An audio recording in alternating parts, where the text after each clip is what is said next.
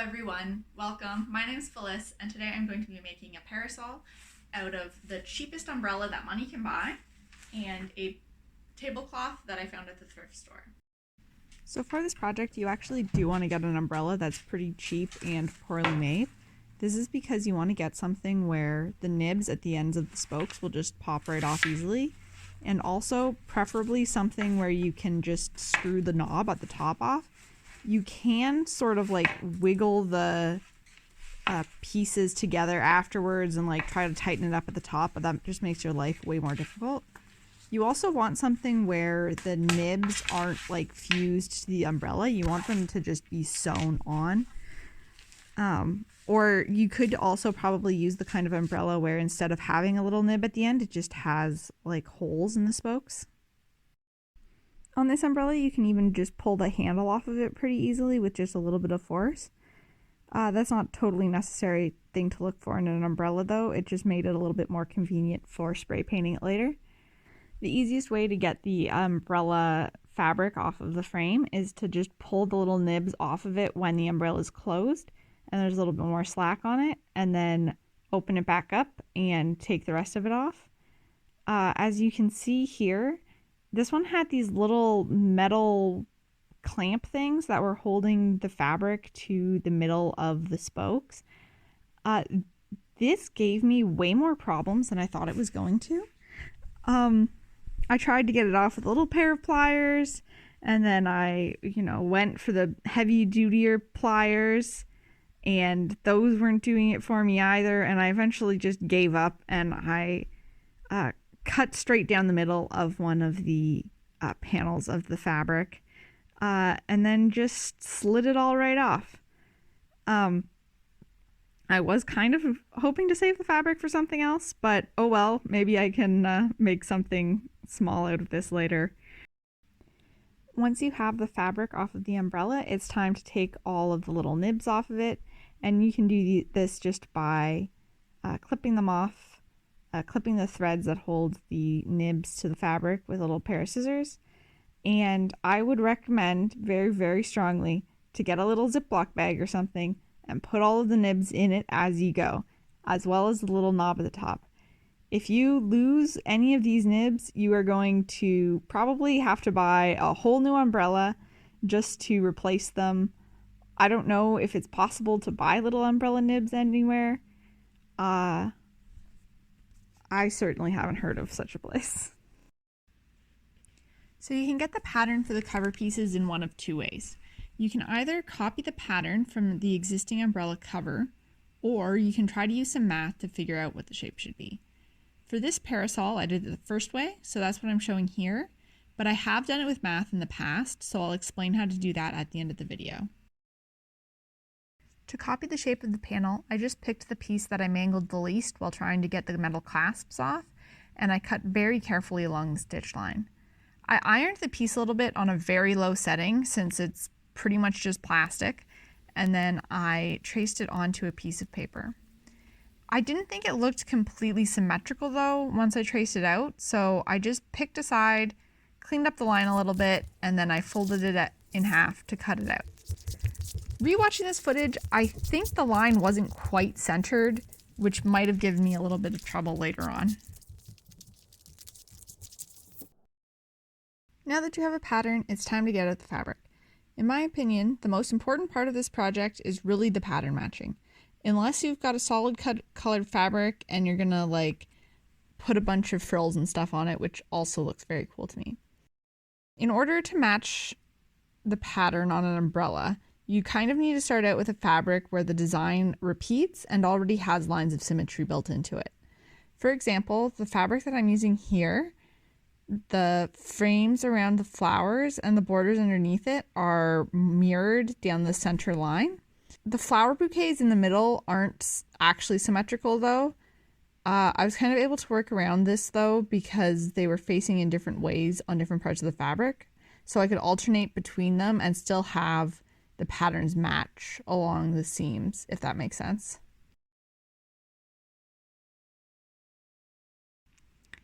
Anyways, here's my favorite way to do this pattern matching. I pick out a line of symmetry on the fabric and I lay the pattern piece out so that the top corner is at the center of that line. Then I sort of look for landmarks in the design, like places where two lines intersect, for example, or there's the tips of a shape or some small dots. And I make sure that the edges of the pattern line up to them in the same way on both sides. And then I repeat the process for all of the other sides as I trace them out. And I make sure that for each pattern piece, I'm using the same landmarks to line up the patterns.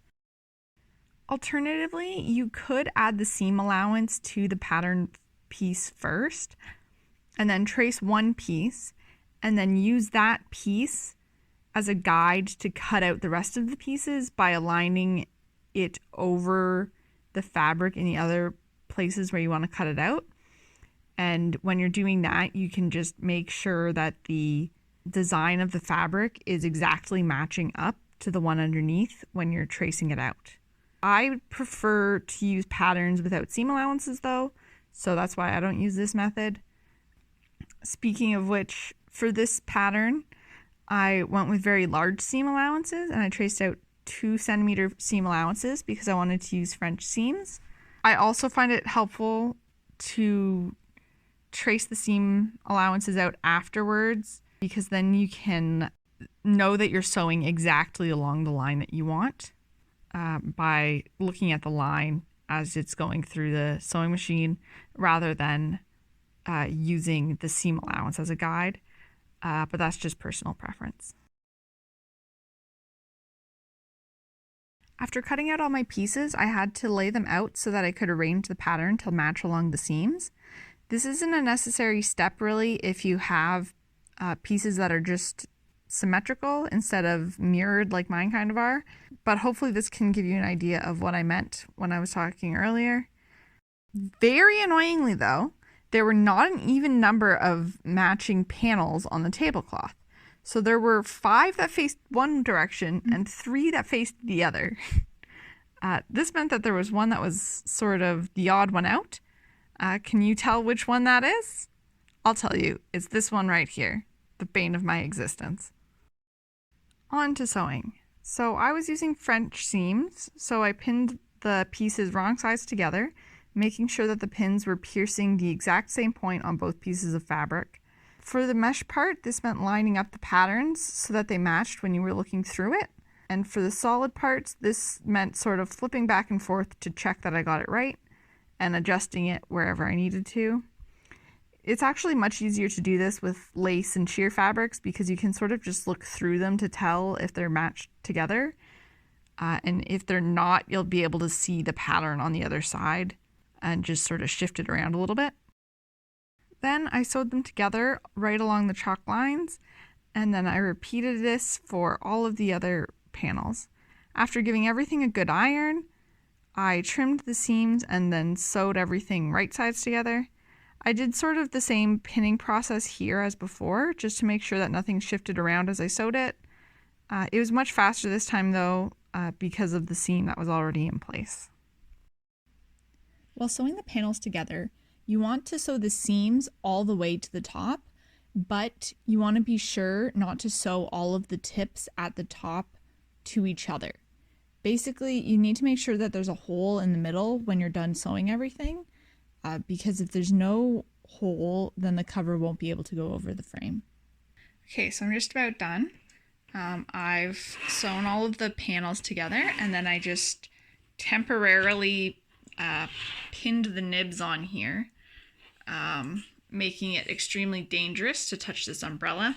I get poked every time I even look at it right now. But the top of it is sort of bunching up and it's a little bit baggy. So I think I'm just going to sew the seams a little bit closer, probably around to about here. Yeah, about from here to the top. I'll sew them a bit closer, and that should tighten this up a little bit. It seems like the panels are a little bit longer than they were on the original umbrella. I think it might just be that's because of the amount of stretch that this netting part of it has compared to the original umbrella. But yeah, I'm almost done. Just gotta clean this up a little bit. Sew on the nibs properly, and then I think I'm going to put the fringe back on from the tablecloth that I took off before. After I fixed those seams a little, I decided to put the fringe trim around the bottom of the parasol. It turned out to be much more difficult to do than I thought it would be. I ended up having to take it off and redo it about 4 times because it kept stretching weirdly over the nibs and like folding back in on itself and underneath the rest of the parasol. Eventually, what I figured out was to sew the trim until I got to a few inches away from the corner, and then I sort of folded it back under itself so that it was parallel with the next panel of the parasol. And the corner was flat, so it was sort of a little triangular shape that I was folding out of it. And then I kept sewing along and being very careful all this time not to stretch it or put any kind of tension on the trim, because it did have a little bit of stretch to it, which I think was part of what was causing my problems. And once that was done, it was finally time for the last little bit of sewing, attaching the nibs. To do this, I just aligned the end of the nib with the edge of the fabric, placed right along the seam line, and then I quadrupled up a piece of thread and sewed it, trying to get it covered from every angle I could. So I went up through the middle and then back around the sides and did that a few times, and then I also sewed around the top of the neck on the nib as well, just to really hold it in place. All right, conclusion time. So it's been about a month since I actually sewed and filmed everything else for some reason. So I'll try to remember as best I can what I actually did for making this parasol. So I think the last thing I left off with was sewing the nibs onto the cover. After that, really all you have to do is reassemble the parasol, which is basically the same way that you took it apart, but in reverse. So what I like to do is I like to open up the parasol, put the cover over the end, just screw the top back on, and then put all the nibs on the spokes that they should go on. And then I did actually also, I think, sew this little tie on. It's just a length of ribbon that I cut, and then that keeps the ends from flopping around so much when you're carrying it without it being open. I also did just tack the spokes in place on the cover, just so that they don't shift around and move too much. Yeah, so I think that the final umbrella looks pretty good. The fringe I think is a very fun addition. It sort of like moves around. If you go like this, it flaps around like a jellyfish. I think it looks very fancy, which makes me very happy. It makes me feel like some sort of old-timey Victorian lady or something. I don't know which periods of history are which, so your guess is as good as mine. Yeah, I don't think that the one panel that's sort of the odd one out and doesn't actually match up bothers me quite as much as it used to, although it does still bother me immensely. But there you have it, a parasol. Not too difficult of a project. These usually only take me about an afternoon to do if I wasn't doing all the filming and all that as well. And actually, I'll show you the first parasol I ever made, which I scrounged out of my closet, which is this one. It's a little bit simpler looking because it doesn't have all the colors and the fringe, but I think that the pattern with the lace makes it look very interesting and pretty. I actually did this one using math instead of the way that I did for the parasol I did in this video, which I just copied the panel from the existing umbrella. The math actually doesn't need to be too intimidating if you're not trying to figure it out for yourself, so I'll put that at the end. But yeah, isn't it cute? The umbrella that I used the frame from originally had the words Mrs. Justin Bieber Sharpied all over it. So you can see why that one in particular needed this facelift.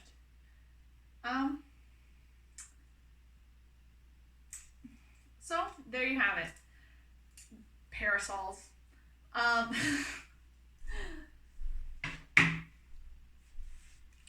Anyways, feel free to leave a comment down below if you have any questions about what I did or if you want me to clarify anything. Stick around if you want to see any more videos. I do have a few ideas for videos to make coming up, but don't expect them to come out necessarily anytime soon. I don't have the wherewithal to make YouTube videos quickly. As you can see, it took me 1.5 years to make my second one. So, thanks for watching.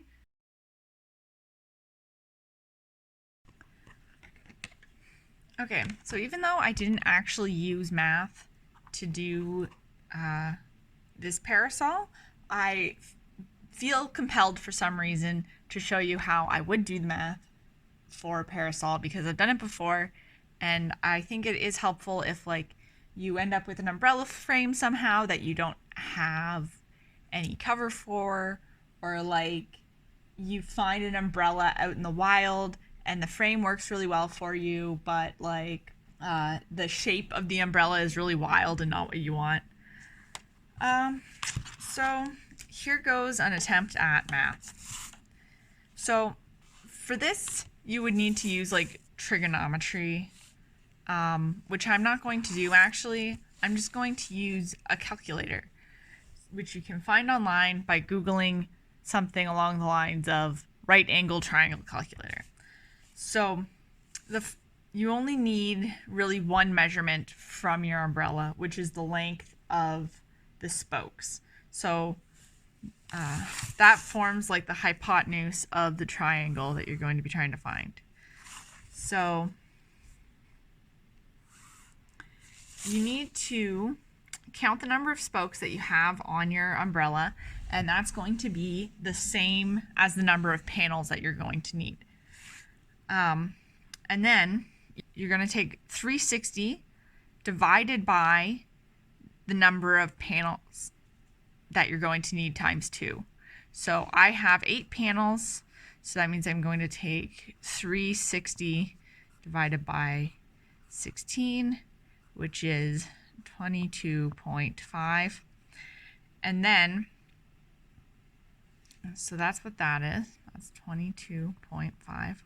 And then you take, see, for the hypotenuse is, on this umbrella, it's 38. So you have 2 angles and a length, which means you can calculate the other 2 on a right triangle. I already did that on a website before, so, but you don't actually want your umbrella to be a perfectly flat hexagon, which is sort of what we've calculated if we use this. So like this would be cut along the fold for each. You just sort of got to imagine that there, right? So then if you mirrored this, that would be each panel of the umbrella. That would give you a total of